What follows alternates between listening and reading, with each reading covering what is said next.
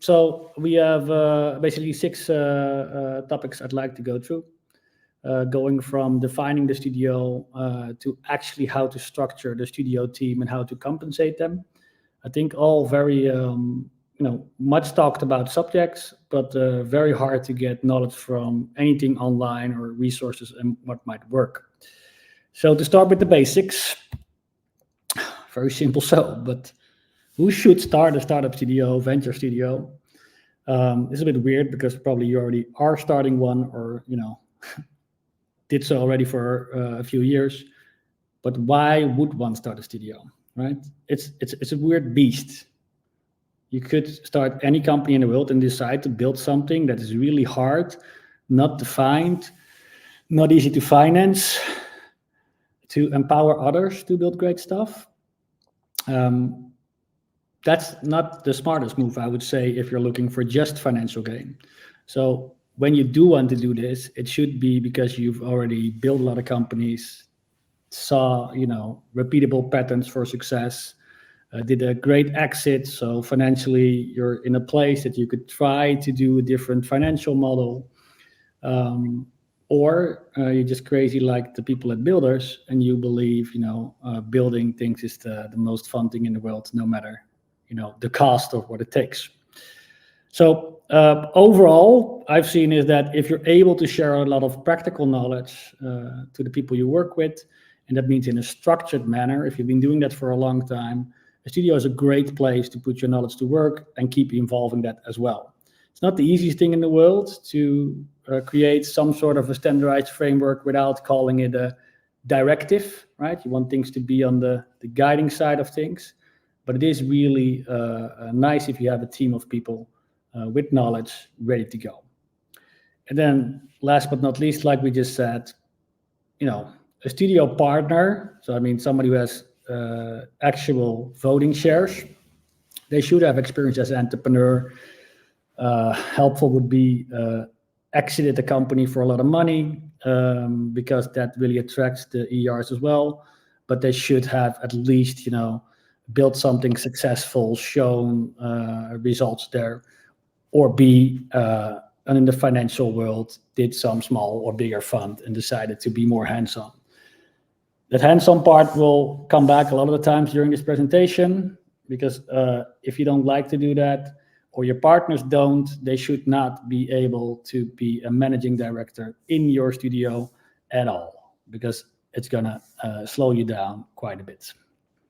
So a lot of opinion in this presentation, as you hear, and you're free to, at the end go, face to face with me on this if you have a different opinion. What I've seen is that these three things together make for a great start. Right? You got to be a little bit crazy, you have a lot of stuff to share and to learn yourself and have experience in the successful entrepreneurship or financial game. So as an example, I can use my own slides, so that helps. Here's a small bit about me. We've actually exited another company a small while ago, so I should update this slide. But here's the currently 2 partners. We're looking for a third to make this complete. And our advisory board. And as you can see, it's a bit, numbers game, but it shows you that we have experience in building these companies and exiting them to the end. So let's build this up from the foundation up. So who is on this team next to the studio founders?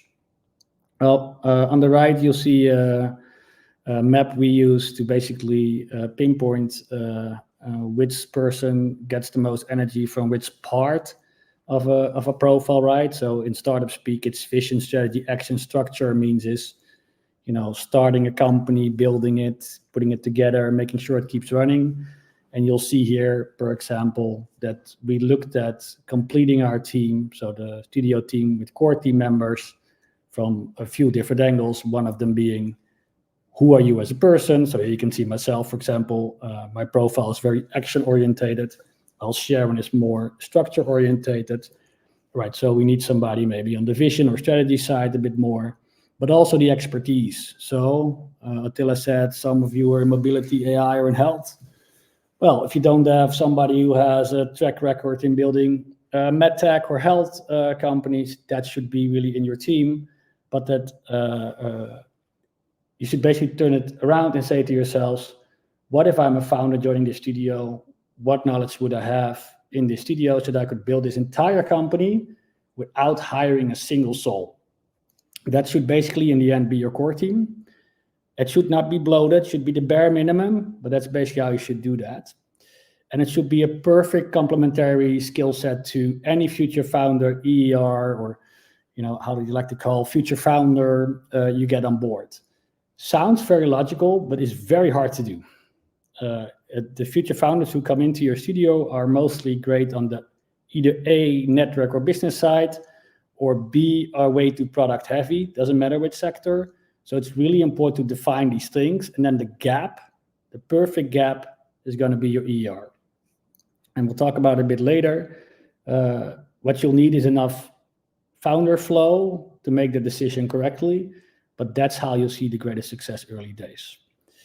So then the last point here is how to get to the fundable end game. It sounds a bit weird, but the best way to look at a hire in the future, right, an ER or a studio, is to ask yourself, is this ER fundable? Doesn't mean they need to get funding, but is this person likable? Can they get other people with them on their journey, etc., etc.? And the same goes for your studio. When I'm now looking at my studio team, is this fundable? Or do I have that one person I think, yeah, it's a bit of an outlier, but it's helpful for now? Any of those weak links will make a studio unfundable, because the thing is hard to fund anyway. So it's very important to have, I would say, as much experience as you can in your studio core team. All right, it makes a lot of sense. I've put a link here to go to the Fortify methods. We'll talk about it a bit more, and Fortify is basically how we do our own scanning of the team and the future founders, but we've updated that a bit, more on that later. So foundational level, crazy people, and then the other people who really fit well, and leave purposeful gaps for your CTO, CEOs, whatever you have in your vertical. How does this look at Builder? So here's a quick screen of our team. Below you'll see, what kind of, I would say, bigger areas we touch. But it's a group of people who can basically help a founder to the validation stages, shaping the company, and actually get it to a product market fit. It should not be this big if you don't have to. I have a great PR article from the early days of Hexa, where they would show you how they built the team, and it boils down to have the bare minimum of expertise and then slowly start hiring once you see that you need to basically get contractors to do the job. Then you'll start hiring that part of the core team as well. You don't have to have everybody at the same time because they're going to sit on their hands. Importantly, so this is a slide from our founder deck as well. And it shows you with each phase what the core team adds to the team. Something we chose to do because working with ERs requires a lot of clarification on every step you take to make sure that they don't over ask or you under deliver, both ways. All right, so partners, core team, leave a gap. How do you organize that team? I mean, most of you must have been in corporates or built bigger companies yourself, and all kinds of roles and matrices and what everybody does and tasks and stuff like that. That's also a bit true for a studio, but on the other end, down to the bare core, we're all just venture builders with a different specialism. So what we've seen is that a studio is basically just people, infrastructure, and processes. There is not a really defined role, but you try to stick with it as much as you can, right? So what we'll do is we'll put this infrastructure and processes in a stage gate. I think you guys already talked about it. Don't know who was before me with this bootcamp. but it's basically what I'll show you in a bit is how we go through those steps of building a company. And I think it's the next slide. Yeah, oh, there's a teaser. So what we should do is make a timeline. That's the main process, a stage gate. We'll have processes in every gate, which can boil down to mini projects or deliverables or small tasks. And plot these on a timeline for yourself. And if all goes well, it should be success. It's never going to be that easy. But it's very important to have something you stick with for one cycle of a company building, which you can later improve. And if successful, it does two things. It will tell you when to invest the money. It will tell you when to stop working on something.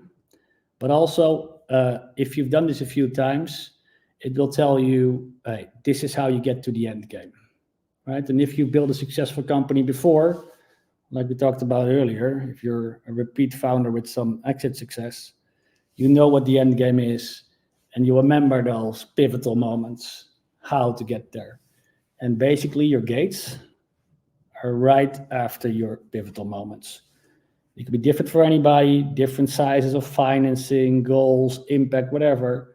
But it's really important to define those. And in software, it's quite easy. We call them, problem solution fit, product market fit, all those kind of things. In other areas, you might need a bit more work. If you're in deep tech or, in health, it might be a way longer play.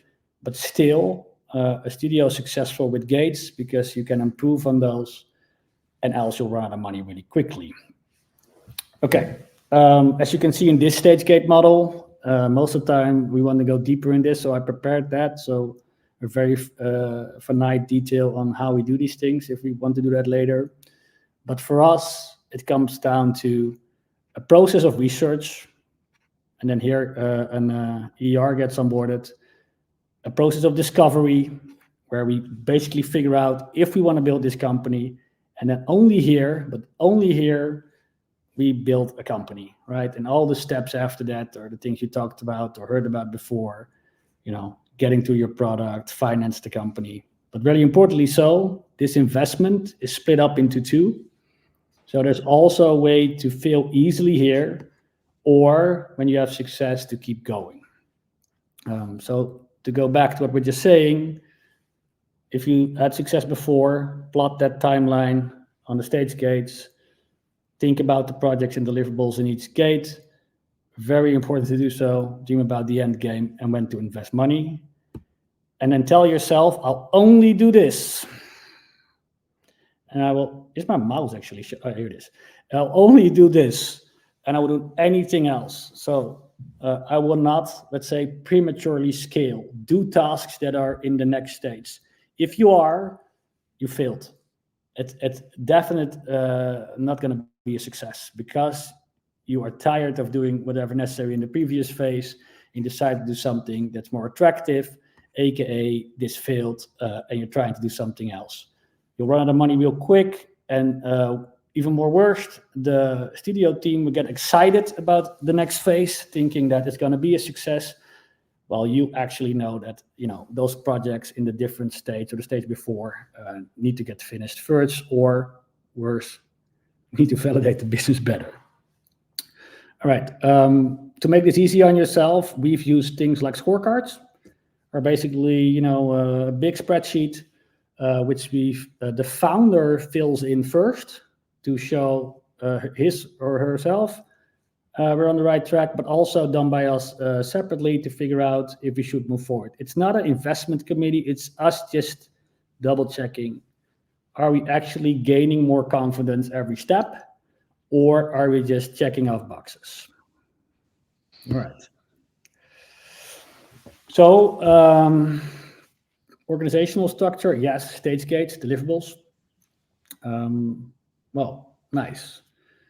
Hopefully you guys are, actually running the studio out there or planning to do quickly or any day soon. Don't over-index on these things. They're just your base set. It only gets better if you put your ERs, your future founders, through those stage gates.